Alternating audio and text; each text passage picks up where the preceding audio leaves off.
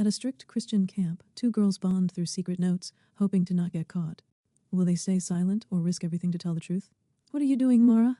Her voice was soft, too soft, like she was trying not to scare a wild animal. I froze, my fingers still clutching the edge of the towel. Nothing, I said. She walked forward slowly, reached for the towel, peeled it open, pulled out the note. She didn't even look at it. She just slipped it into her skirt pocket. I think it's time we had a talk, she said. They didn't let me see Joe after that. They moved me to cabin 1, the prayer recovery dorm. It smelled like peppermint oil and shame.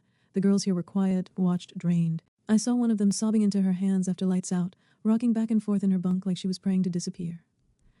Every day, I was brought into a room with a worn couch and a laminated sign that said, "Healing is a process." The counselors asked gentle, firm questions. Do you feel you've been led astray? Would you like to write a letter of apology to God?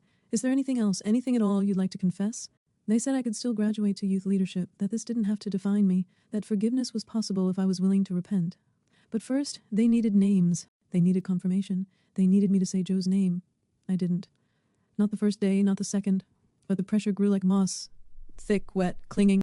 On the 4th day, a new counselor came in, not Deb, a man I didn't recognize. Tall, bald. Bible clutched like a weapon. He didn't sit, he just said, "Joe Ramirez is being sent home tomorrow." Her parents have been notified.